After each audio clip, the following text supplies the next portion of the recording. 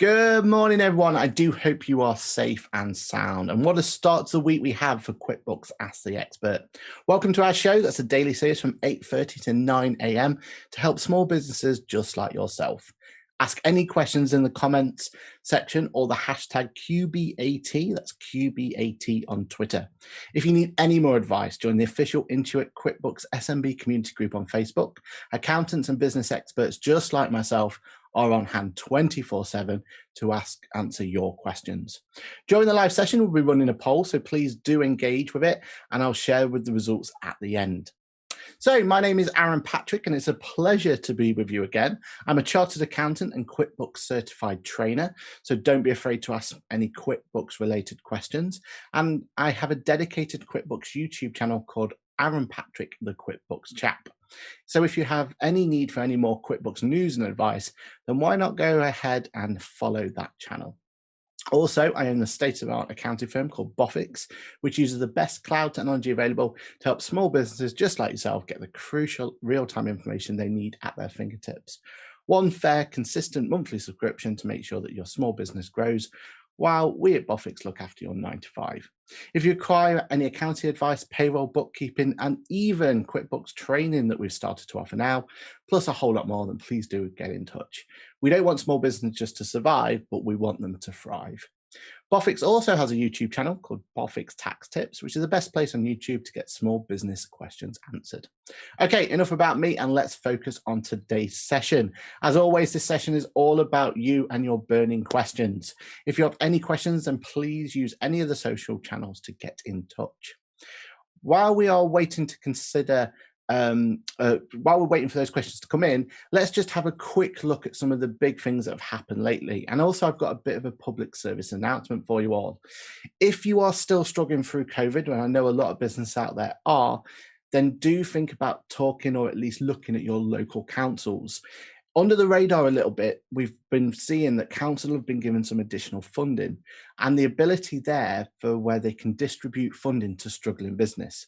Now, each council is working completely different to one another, and each council has their own criteria to who they're going to lend money to and how much and everything else.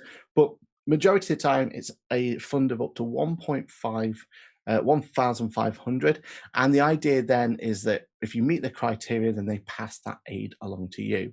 So do have a look at local councils. Do see if there's anything there that can help your business if you're still struggling through this. I know personally a couple of my clients who've been able to do it. Now, sometimes there's been a few extra bits they've needed to prove. So we've had to do management accounts for them and cash flow forecasts and everything else. But basically, if they are struggling, which they were, then they were entitled to this extra fund. So do have a look at your local council. Do see if there's anything there that can help. One of the other questions I get asked, especially on the YouTube channels, is which version of QuickBooks is best for my business? And it's a huge question to talk about. So I'm going to spend a couple of minutes now just talking about which versions of QuickBooks would be right for you, because it's a decision that's really important.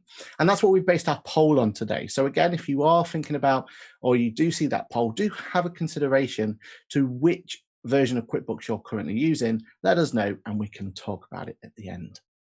So it's a question that a lot of small businesses are asking at the moment, which version of QuickBooks is right for them. Now, when you come to buy QuickBooks from QuickBooks themselves, you'll see that there are 4 versions or 4 tiers available to purchase. But actually, it's not just about having 4 tiers. They're actually split into 2 different products. So you have QuickBooks Self-Employed, which is its own standalone product. And then you have QuickBooks Online, which have 3 different tiers. And that's where the 4 different price points come from. Now, the biggest consideration for you is which one of QuickBooks Self-Employed versus QuickBooks Online is right for you. Because actually, when it looks at QuickBooks Online and those 3 different tiers, it's really easy for you to move between the tiers. And the only thing that actually happens when you're in one tier to the other is that you may have a particular feature that's not available to you. And all you need to do is go move up into the new tier, and then you'll have that unlocked. It's really seamless. It's really easy. So QuickBooks Online itself, although split into 3 different tiers, we're going to consider as one product. And then QuickBooks Self-Employed, we're going to consider as the other product. And basically, the consideration then is which one of those is right for your business. Now, the easiest way to answer this is to think about QuickBooks Self-Employed by itself and think about what it does well and what it doesn't do quite so well. And then really, from your point of view, you can then decide which one to go for, QuickBooks Self-Employed or QuickBooks Online. So when it comes to QuickBooks Self-Employed, the things that you need to think about is basically, what does your business need out of its bookkeeping solution? If the answer to that solution is that it needs a MTD register, so that's Making Tax Digital Registered VAT software, so you want to file VAT returns through your software, then that's one consideration. If it needs CIS, so if you're going to be looking to file CIS through the software, that's another consideration. And payroll, if you're looking to pay anyone or any other employees or even yourself, then that's another part of the consideration. If any of those three answers are met, then for you, your business is going to have to be on QuickBooks Online. So that was that second option that we have. And then you have to choose which tier to go with that. Now, the reason for that is QuickBooks Self-Employed has no options whatsoever in VAT, CIS, or payroll and PAYE. So at that point, that's making your decision quite straightforward. If you need any of assistance in any of those tax categories, then you push yourself over to QuickBooks Online and choose which tier is effective for you. But remember, you can jump between tiers at any point in time. If you don't need those three elements, though, then the consideration is a little bit more tricky. So at that point, we really need to have a look at what QuickBooks Self-Employed can do, and then you can then make a decision from there. So its major advantages within QuickBooks Self-Employed is just how simple the product is. The product's designed for people who have no experience whatsoever in bookkeeping, and the decision or the way that it works is that you attach your bank account, you add all the transactions and let all the transactions flow through QuickBooks itself. And then while it's flowing through the QuickBooks, you then just have the consideration of if it's business or personal. And when you choose between business or personal, then if you go for a business option, you can then choose what type of category that relates to. But most of the time, QuickBooks has seen what the transaction was and put a best guess against it anyway. So for example, if it's all BT coming in and you put it to business as opposed to personal, then at that point, it'll put it against telephone for you. So it's really simple. That's the benefit, the major benefit of QuickBooks Self-Employed. It's based to be as simple as it possibly can be.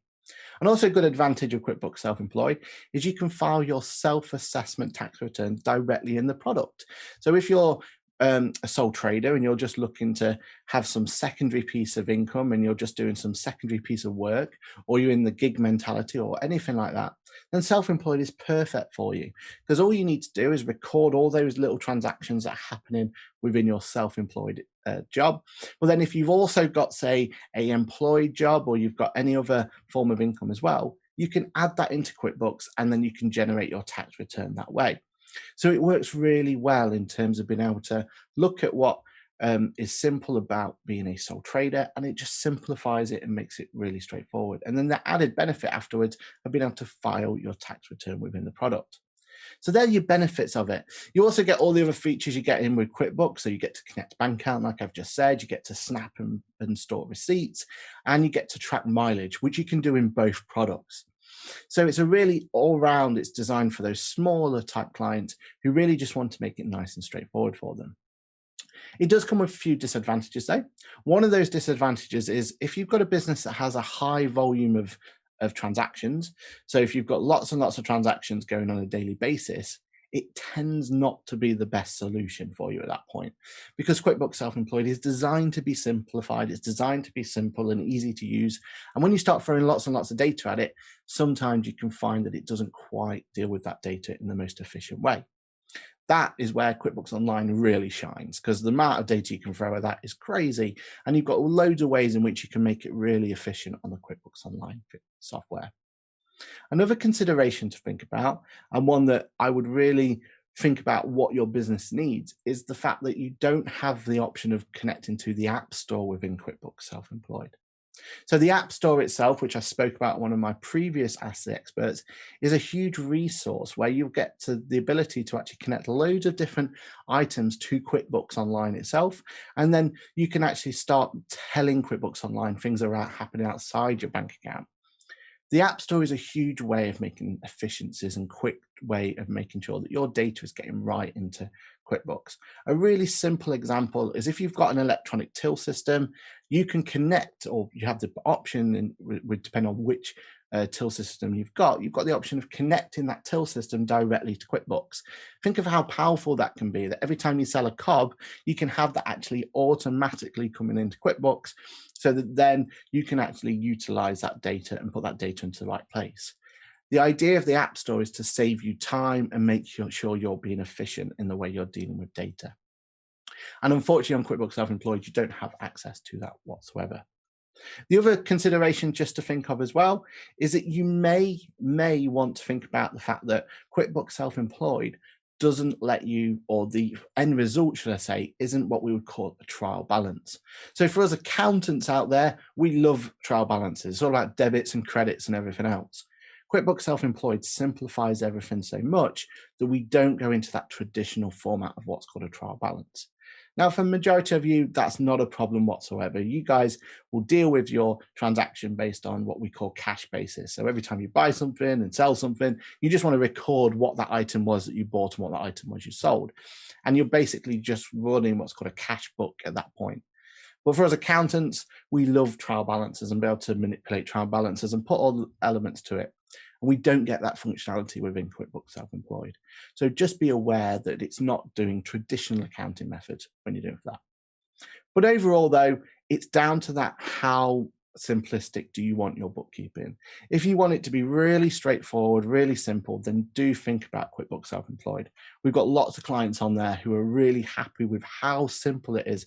They've never known it to be that simple in terms of recording their bookkeeping.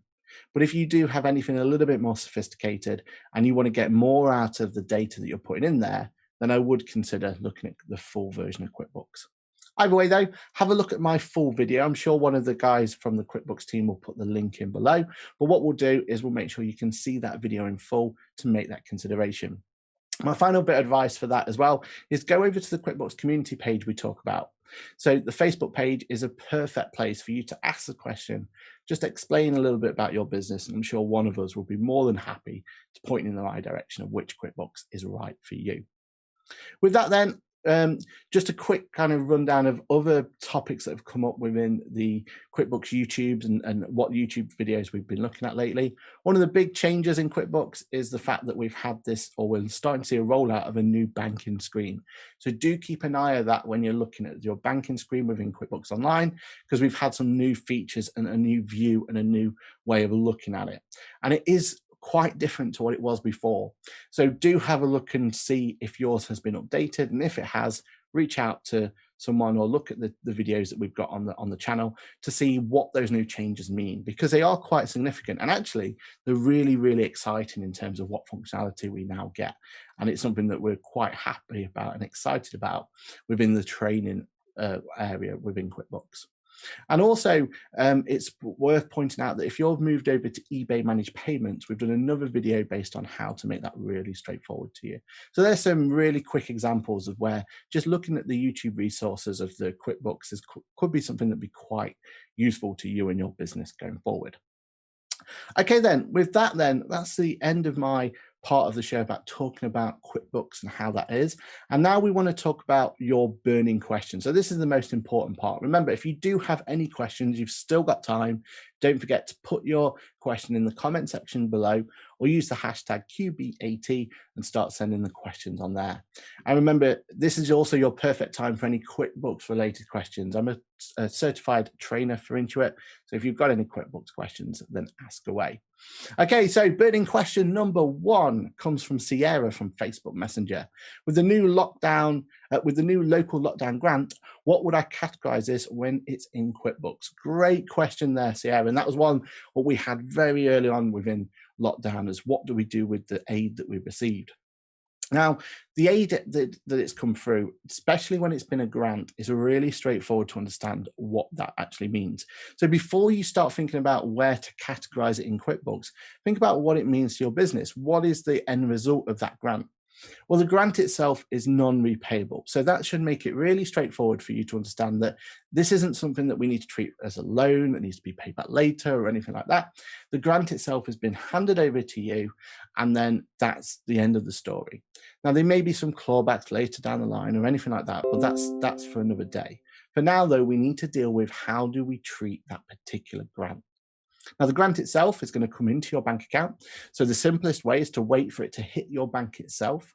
And hopefully you've got your bank connected to QuickBooks. So you'll see the bank transaction and the grant itself appear within QuickBooks itself. At that point, what I would do is I would create a brand new category and call it what it is. It's a local lockdown grant. And don't be afraid to create these new types of categories. So if you are doing your own bookkeeping, then don't be afraid to make categories that make sense for you. Because at the end of the day, you're the most important person who's ever going to read those books and look at that data. So in this case, I would create a local lockdown grant. I'd class it as probably other income. So when you open up that add new, you get to type in local lockdown grant. It'll give you the option to add a brand new category. And then you just need to choose what type of income it is, and you'll see an option there for other income. Personally, I'd pop it in there. That way it keeps it separate from the rest of your income, so it's not reducing all your stats or anything like that if you're looking through reporting. And it means you can then see it being tracked along the bottom of your P&L account. So in summary, what you're going to do is you're going to go in, you're going to wait for it to hit your bank account. When it does hit your bank account, you're going to type in local lockdown grant as a brand new category, and you're going to put it to other income. If you are still struggling with that, again, I did a video about this on the YouTube channel. So I'm Patrick, the QuickBooks chap. And if you look on there, there's a whole video on how to deal with all the types of COVID-19 elements that have come through. So we're looking at the grants, we're looking at the bounce back loans, we're looking at everything that's on there. So do have a look at that one. Hopefully that's helped for you there, Sierra. But if not, don't forget the Facebook page for any more questions. Kim from Twitter DM. Good morning. I have a limited company that I recently started, and I'm wondering if I can put development courses as well as flight tickets and accommodation as business expenses. All trips I do are both business and leisure. Great question there, Kim, and that's a question we get asked quite a lot. So the first thing to think about when it comes to any type of expenditure is what HMRC's opinion on that is going to be. So HMRC's opinion is really straightforward. Their ruling is that it has to be exclusively for the benefit of the business. So if your transaction itself can be put there and it's exclusive, then you have no problems whatsoever. But obviously in this case, you've already pinpointed that there are going to be elements of that that could be for personal and could be for private. Now, the first part of there, the development course. Now, as long as that development course is for the business itself and it's going to help the business grow and it's for the purpose of the business, then you should have no problems whatsoever. But do have a look at it. And HMRC actually give a nice little list of which courses and which professional bodies that they support. And you might want to look at that, look for that list. So if you just do a Google of HMRC professional bodies, you see all the ones that they've got, and in there will give you an indication of if your course that you're looking at and development course fits in with the criteria they've already allowed in terms of expenditure. So that would probably be my first point of call. I'd probably look at that list for that one. When it comes to the flight tickets and accommodation, well, the first thing I would do is I would at least categorize it in QuickBooks as a business expense and put it in there, because you've already allocated that some parts of it is going to be for business use. So you want to put some of it, or you want to put at least the transaction itself against travel. But then I would consider maybe doing a private proportion adjustment. And the private proportion adjustment is basically you looking at that transaction and considering how much of that transaction is for business and how much of that transaction is for personal. And this is down to your own personal preference, and try and put some sort of reasons in behind it. So you know how many days you spent on for business versus how many days you spent for leisure, something like that. And you could then maybe pro-rata it. And I would use a journal entry to do that.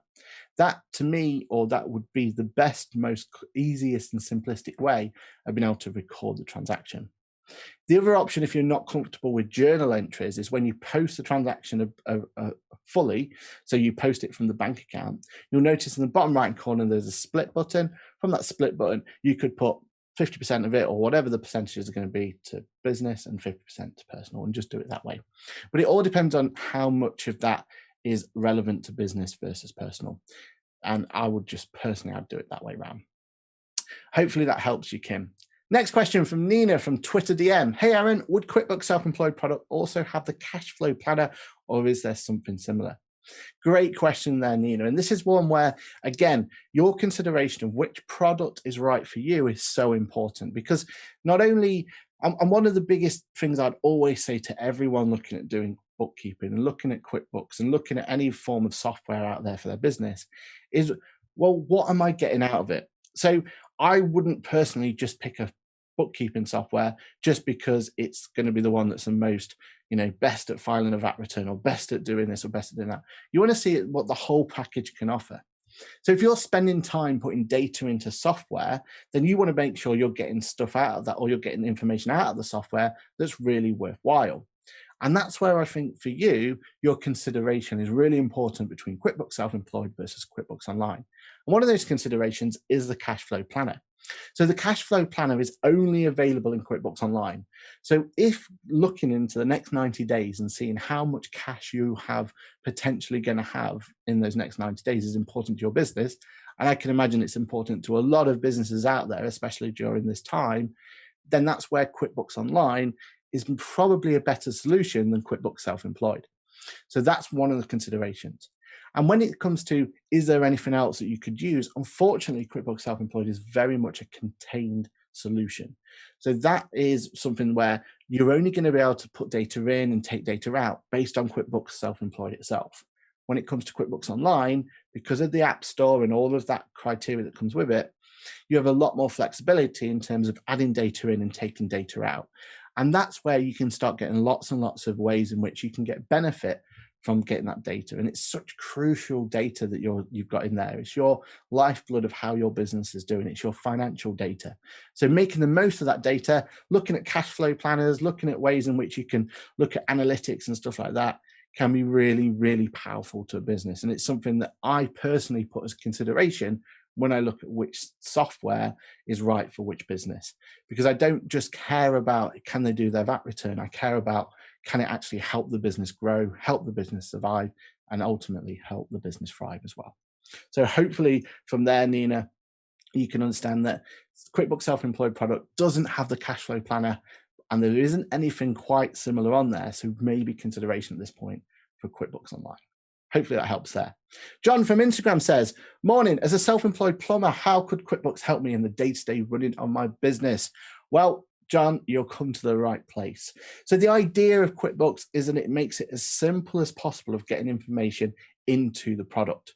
So first of all, you have your mobile phone on you, I assume, at all times. Well, that has access to QuickBooks Online. So there's a dedicated app on there for you to get that data in. When you're a plumber and you're out on site, you have the ability to raise your sales invoice directly from your mobile phone. You can send it to your customer there and then. You have an ability that if you incur an expense while you're out there, so maybe you've just had to pay for some parking or something like that, you get the phone app, you go to your camera, and you get to capture that transaction directly there. You also get to add all your bank accounts and everything else, so all that data's flowing through. And the idea is it's to make it as simple as possible. I remember the days when someone like yourself, a self-employed plumber, would have to spend a whole Sunday each and every week spending time catching up with their business and their administration. And you'd have to have a dedicated computer and a dedicated piece of software to sit there and actually type away your invoices and everything for the day. Nowadays, clients can be on site, they can do their invoice while they're there on the mobile phone and send it there and then. That also means, hopefully, from a cash flow point of view, you're going to get paid sooner, because hopefully, as soon as that invoice comes in, that customer will then start considering making a payment for you. So you should be able to find that it helps you not just in terms of saving time, but also increase your cash flow and make you more efficient in that way. So hopefully there you can see, John, that there's so much benefit on having a software like QuickBooks to help your day-to-day running. And also think about the future as well. Unfortunately, making tax digital is going to be coming to more than just VAT in the coming months, or coming years, should I say. So at some point, we've been told April 2022, but that could be anytime soon or anytime later. But at that point, we are looking at the fact that making tax digital is coming. So it could be something where we're forced to be using some form of software at that point. So why not get yourself acquainted with it now? Why not get yourself up and running now so you can make the most of it? Okay, a couple of more minutes for questions. So, Misha from Twitter DM says, "Hi, Aaron. I have never had to write a business plan or strategy in my career. I'm starting a business selling handmade crafts online. Do you have any advice on where I start?" Yeah, basically, from a business plan is just getting all the information in your head down on paper. So you're already going to have so many great ideas. I'm pretty sure of that. That's why you're going into business yourself. That's why you're looking to make that jump as a owner managed business and trying to set up your own idea. So you've already got all those ideas. The problem is you need to share those ideas with people who are going to be making decisions on your behalf. So they're going to be looking to lend you money, or they're going to be looking to come on board with stakeholder, or whatever it's going to be. And your first idea or your first mission is to get that information in your head down on paper. Now, there are loads of advice on and loads of templates and everything else online that can help you in terms of how to structure it and everything else. But the most important thing is getting those ideas and trying to put them on pen and paper. Once they're on pen and paper, you will then be able to see for yourself how much they make safe and how much they have the option to actually go in and look at what's going on. So it is something that I would, start out as an option for you, just to go in there and start to think about putting in as much information on paper as you can, and then just use that as a way of then plonking it into the structures that are out there on online. We at Bofix, we have a structure that you could always utilize. So if you just email us, we're happy to send that over to you, and then you can basically use that as your structure, and we'll be more than happy to look at it as well.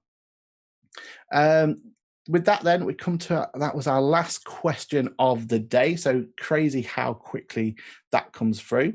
So what I want to do is just go through and look at the poll results. So if you remember at the very beginning of the session, we talked about what the polls were, and the question we asked was, which version of QuickBooks do you currently use? And we had quite a few of you have come through and answered by looks of it. So 58% of you said you're using QuickBooks Online, which is definitely something I was expecting to see. QuickBooks Online is by far the version that is for the bigger type of businesses out there. And as I've already said, has all those functionality, being able to add things like the cash flow planner on and be able to add other apps on and everything else that goes with it. So I highly expected that. 17% of you are using QuickBooks Self-Employed, and that's a really high percentage. One thing I would just challenge yourself to think about is QuickBooks Self-Employed right for you? I have seen quite a lot of clients at the moment who are only choosing QuickBooks Self-Employed because they didn't realize there was an other version out there. So have a look at what the other version offers you, and then we can kind of help you as well look at migration if you need to. Just reach out to us at Bofix if that's any help to you. But do think about it. And 25% have just said you're not picked one yet. So I do hope that this session alone has helped you decide which one's right for you. Remember the criteria. If you're looking for VAT, CIS, or any PAYE, then QuickBooks Online is going to be your friend. But if you do have a really small business and you're just setting up and you're just trying out, then maybe QuickBooks Self-Employed is the one to start with to begin with. Just remember, though, you can't just jump from QuickBooks Self-Employed to online. So that's another consideration to make. But there is plenty of ways in which we can migrate data, help you get from one to the other if you need to.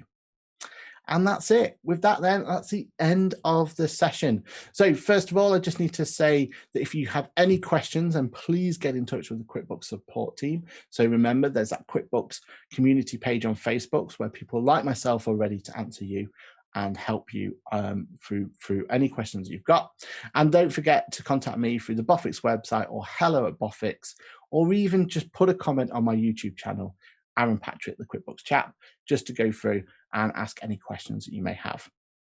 Tomorrow, we've got a brilliant asset expert. So coming up tomorrow is Katie Howell, who pioneered social media marketing, launching her social media agency Immediately Future 15 years ago, just as Facebook made its way into university campus. Her expertise lies in helping brands deliver significant impact by breaking the social boring, using social data to springboard creative that delivers growth to the business. Now that's going to be a fantastic, and remember from last time, she brought some really great tips and tricks to us all through Ask the Expert. And I know social media is such a huge aspect at the moment for business, so it is going to be a really great insight there from Katie. A reminder that if you need any more advice, as I've said before, join the official Intuit QuickBooks SMB community group on Facebook. Accountants and business experts just like myself are on hand 24/7. And I've really enjoyed answering and engaging with your questions this morning. Thank you. Have a great day, and I will see you in the next video. Bye for now.